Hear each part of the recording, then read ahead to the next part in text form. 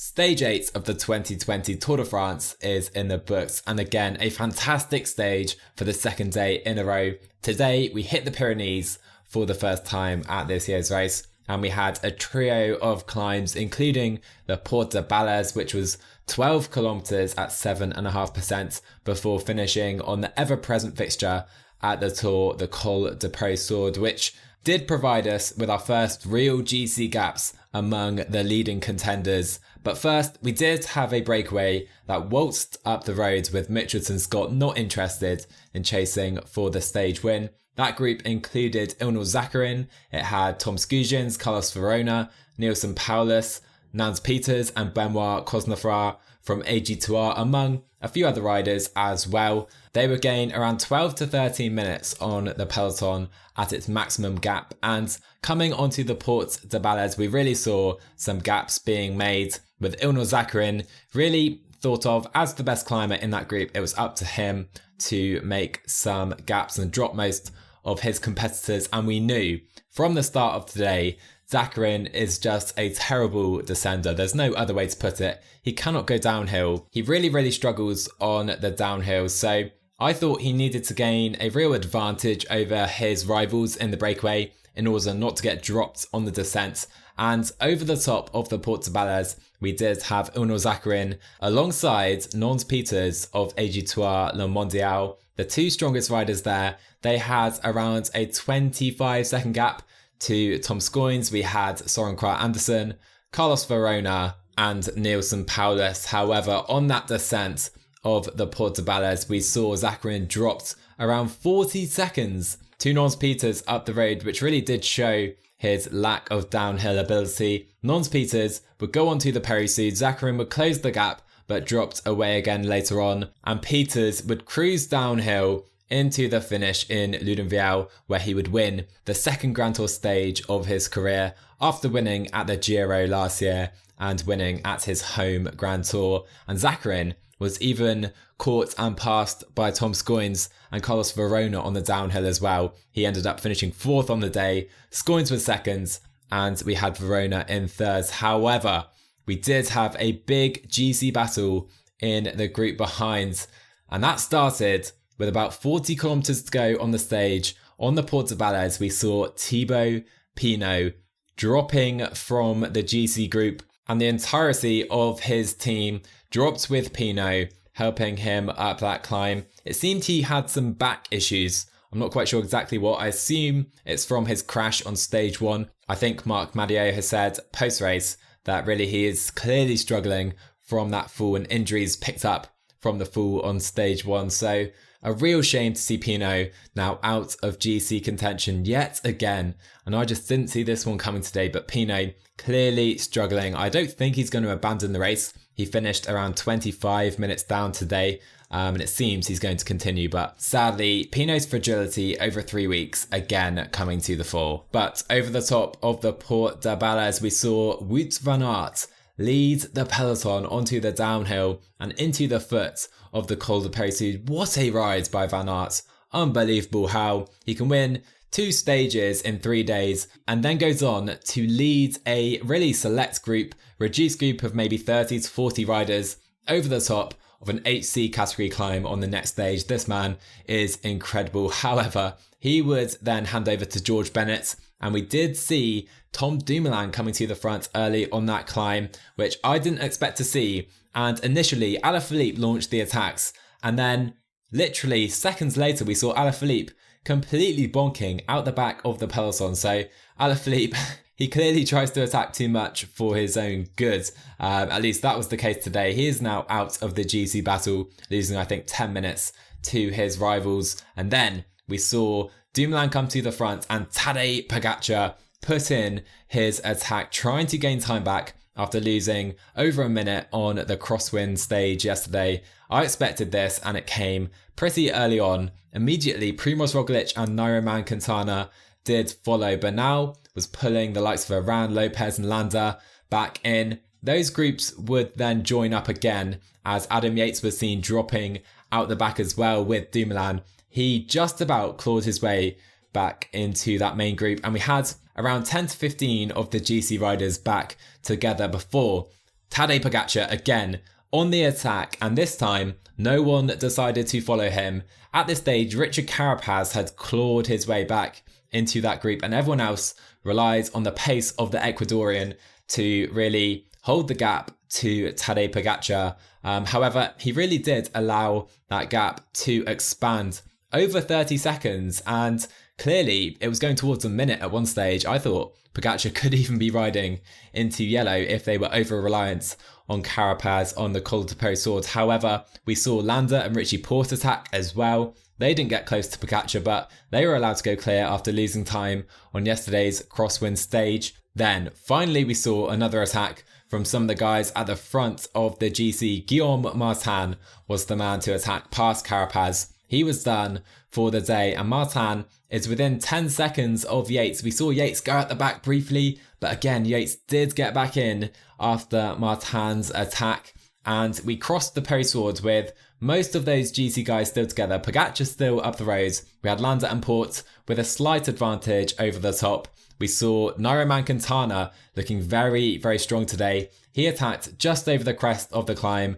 However, the group with Roglic, Aran, Lopez, Bernal, Martin, Bardet and Yates all came together on the downhill alongside the group with Landa and Porte, and they would ride together to the finish with Pogacar up the roads. And in the end, Pogacar finished 6 minutes down on Peters and 40 seconds ahead of the main GC contenders. Bardet did put in a late attack for the yellow jersey. He gained 2 seconds back on Adam Yates, but clearly not in yellow. Yates holds on to the maillot jaune, but Tadej Pogacar, the big winner after today's stage, really pulling himself back to the very fore of the GC battle within a minute of Yates right now. And clearly he is one of, if not the strongest climber at this race, just judging on what we've seen so far. So let's take a look at the new GC standings. We still have Yates at the top, Roglic and Martin 3 and 9 seconds down. We have Bardet at 11 seconds.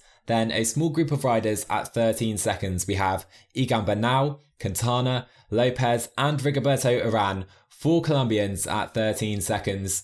And they are the top 8 at this tour. We also have Pogacar back up into 9th. We then have the likes of Enric Mas, Emmanuel Buchmann, Mikel Landa and Porte did well today, but Mas and Buchmann don't seem to be in tour contending form. A real shame for Buchmann after his fall at the Dauphiné. And then further back, we have Bauke Mollema over 2 minutes down alongside Tom Dumoulin. Gave himself up today really for Primoz Roglic with Chavez and Carapaz also 2.5 minutes down. So quite a few talking points to take out of today's stage. A real action-packed stage all in all, with Pinot and Alaphilippe dropping out of the GC battle completely. We had a fantastic battle for the stage in the breakaway, Pogacar attacking.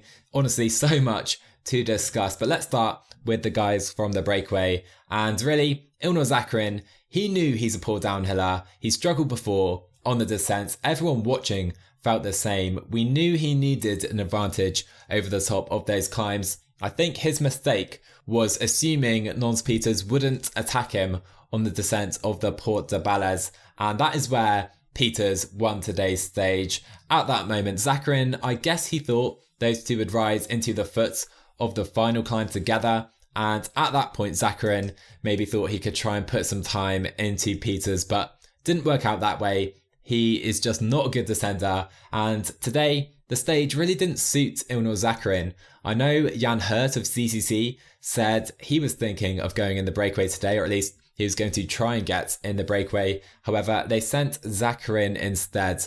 Not the stage for Zakarin, with a big descent into the finish and a descent beforehand as well, which clearly caught Zakarin out today. And don't get me wrong, Jan Hurt isn't the best descender either, but I think he's slightly better than Zakarin. However, at the same time, you have to say chapeau, Nans Peters. What a ride by him today. 26 years old now. He is looking like a fantastic breakaway rider. Now on stages at 2 of the 3 Grand Tours. Only needs a stage at the Vuelta to complete that triple, but Nans Peters just exceptional today. Behind we had Tom Scoynes and Carlos Verona. Scoynes, a similar rider to Nans Peters really, a real breakaway specialist, not a pure climber. He did very well today, great effort by Tom up in the break. And I think actually it's his last day in the Latvian jersey, funnily enough, because the Latvian National Championship is taking place whilst the Tour de France is on. So Scoyne's unable to defend that jersey. He's no longer going to be able to wear that for the rest of the race. So nice to see that jersey on Tom for the final time, at least for another year. And looking at the guys in that breakaway, I'm not sure I mentioned Ben Hermans was in the group, known to be a good climber, and he has to be very disappointed with his performance in today's stage, finishing in 6th place, but almost 4 minutes down on Nans Peters, nowhere near the level of climbing of Peters, Scoynes and Verona in the end. And yeah, he has to be disappointed, I think, with his performance today. So let's go back to the GC battle and take a look at the riders who now really, after the first sign of a true GC day, we've had Orsier Mallet, we've had Mont Aguiar, which really didn't show exactly what each GC contender could do this year. Let's evaluate everyone's chances. So really, for me, the favourite is still Primož Roglič. I think that is undisputed right there. And coming into the race, it was kind of Jumbo-Visma v Ineos, Roglič v Bernal. And Bernal hasn't shown the signs of form we really expected him to have coming into the race, or at least he showed at last year's race. But we know he's going for the 3rd week. Everyone's saying Bernal trying to hold on, ready for an assault on the yellow jersey in week 3 over the bigger climbs, which really suits Egan Bernal. I can't argue with that, but he doesn't seem to be on the same level as Roglič for now. It doesn't seem to be Roglič v Bernal. It now seems to be Roglič, Pogacar at the top alongside Nairo Quintana. I would say Roglič, Quintana and Pogacar, to me, seem to be the main contenders at this tour from what we've seen so far. Quintana, he had a knee injury, obviously, in the build-up to the tour, but he was so dominant pre-lockdown. He won so many races on climbs such as Col d'Azur, Mont Ventoux or Chalet Reynard, which is halfway up Mont Ventoux.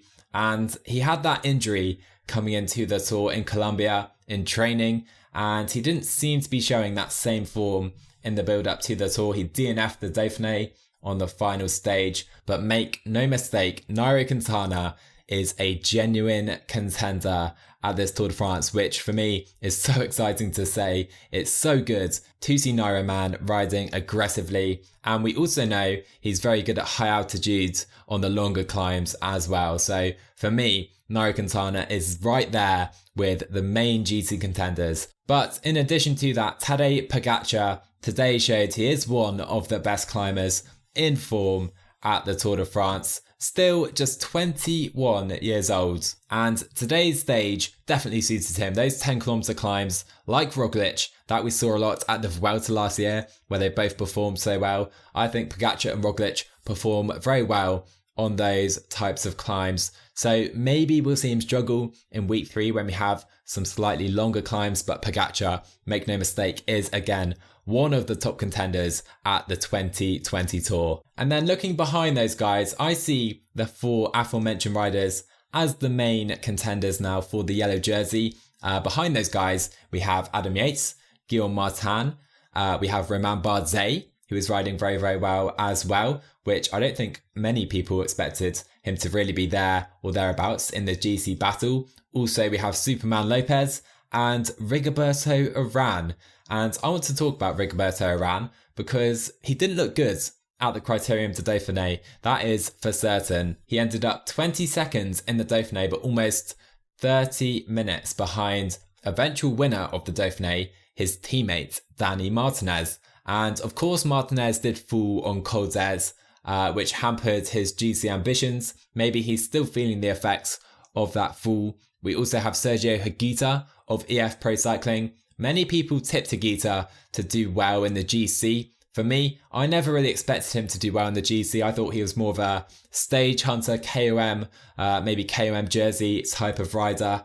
However, Rigoberto Urán, again, now 33 years old, is clearly showing us all he still has it. And today, he looked aggressive, which for me says a lot about Urán's form, because in the past, he hasn't been the most aggressive rider, hasn't put in too many attacks, but today we saw him trying to bridge gaps, trying to put in little attacks of his own as well. And when you see Iran doing that, it says to me he is in fantastic shape. So maybe a real dark horse for the GC at this stage, I would say, is Rigoberto Urán. Looking slightly further back in the GC, a few names I wouldn't count out just yet are Michael Landa and Emu Bookman. Those guys between a minute and 2 minutes down currently in the GC after losing time today. Did Bookman and Landa didn't lose any time today. He didn't look fantastic on the climb. He went up the roads with ports but was reeled in quite easily. I thought Landa would maybe be able to hold a gap to those guys to the finish. So I'm not quite sure on Landa's shape. Same goes for Bookman. He's still clearly recovering from his crash at the Dauphiné. But if he can get through tomorrow relatively unscathed, we then have a rest day and 2 flatter stages. And Bookman by then has to be at the level of the rest of these guys. So if he can get through tomorrow, he has a couple days to build up his fitness to really his pre-crash form at the Dauphiné. We saw last year Bookman, one of the best climbers in the world when at his best. So don't count out Bookman or Landa just yet, despite not quite looking amongst the best GC contenders thus far. And of course, we have to talk about France. Pinot, Alaphilippe, losing time today. They're out the GC battle. Their only goals have to be stage wins, maybe the KOM jersey as well. We'll see later in the race. I'm not even sure if Pinot is going to continue, losing so much time today, nowhere near the level he needed to be at. So is Pinot going to continue? That is definitely up for debate. I'm sure he will try and continue. I haven't seen anything of him abandoning just yet, and I'm sure he wouldn't have finished the stage today either. So maybe those guys can get a stage win each to really make up for being out the GC battle. And France are going to have to rely on Guillaume Martin, who really now is their only legitimate GC contender. And I've just seen a quote from Thibaut Pinot after today's stage. He said, "I had so much pain in my back that I couldn't pedal. It's a complicated year, but I never thought about leaving the race. There are lots of complications right now. Maybe this is a major turning point in my career." And that says a lot about how disheartened Pinot is after today's stage. And really, we can, I think, attribute this to his fall on stage 1, which is a massive shame for the race as a whole. And quick note, it was quite a troublesome day in the sense that we had 4 abandons. Giacomo Nizzolo is out the race. I think he failed today, along with some mechanical issues as well. He has abandoned, which is such a shame, coming into the race looking so good, looking for his first Grand Tour stage win. The wait for him goes on. Also, Lilian Calmejean, William Bonnet and Diego Rosa all abandoning after today's stage. So looking ahead to tomorrow's stage, a second in the row in the Pyrenees and leading into the first rest day at this year's tour. And we have a flat start really, a few small hills, but then the first major test is a first category climb in the Col de la Orsière, 11.8 kilometers, 8.3%, a really difficult climb. And that goes almost straight into the Col du Soudet, which is 3.8 kilometers, 7.5% again. And that is followed by a shorter climb in the Col d'Icher, 4.5 kilometers, around 6%. Again, all of these gradients and kilometers are measured by La Flamme Rouge. We then go into the decisive effort really on the day in the Col de Marie Blanc, which is 7.5 kilometers, plus an average of 8.7%. And I know the final 3 to 4 kilometers of that climb are mega steep, around 10% average. So that is going to be really where we could see some attacks again. However, following that point, we still have 20 kilometers to the finish with a downhill and then around 7.5 kilometers of flat into the finish, a false flat into the finish. So maybe that flatter section towards the end could deter some of the GC guys from attacking early, attacking solo at least. We'll see. Hopefully not, because there are also some bonification seconds again at the top of the Col de Marie Blanc. So what can we expect to happen in tomorrow's stage? And I'm going to have to say again, I think we will see a breakaway take tomorrow's stage win for the second day in a row. I see it being a very similar situation with the breakaway being allowed a long way up the road. Can't see Mitchelton Scott willing to pace them in too aggressively. And so looking at some of the riders, maybe we could see go in the breakaway. It's so difficult to pick winners and riders who you think could do well when you think it's going to be a breakaway, because obviously we don't know who will end up in that break. But some names I have picked out: Pierre Latour, Alessandro De Marchi, Pello Bilbao, maybe Dan Martinez from EF, depends how he's feeling after his fall. Also, Leonard Kemner is a rider to look out for tomorrow, I believe. With Bookman slipping out the GC battle just a little bit, maybe they will allow Kemner up the roads in the breakaway. We'll see. Not too sure on that one because I expect he will be protecting Bookman again. We'll see if they try and put him in the breakaway. In addition to that, wouldn't it be nice to see an FDJ rider up the roads challenging for the stage tomorrow after such a difficult day for the team as a whole? So why not Valentin Madouas? I'm not quite sure on Gaudu and Reichenbach. I don't think tomorrow suits those guys to perfection. Gaudu still recovering, I think, from his injuries and earlier fitness issues. So Valentin Madouas, a good shout for the breakaway as well. And so from those guys, I will pick Pello Bilbao to win tomorrow's stage. He's a very good climber, very good breakaway rider. He's won a few Grand Tour stages in the past from the breakaway. And he also has a good kick as well. Watch out for Bilbao. He can definitely get over tomorrow's climbs if he's in that breakaway with the best of his rivals. And if it is a reduced sprint, he has a very good chance indeed. That's all from me today though. I hope you enjoyed today's podcast. If you did, likes, subscriptions, follows, etc. all very much appreciated. And I'm also hoping we'll have some guests on the pod in the very near future. I will see you guys after tomorrow's stage.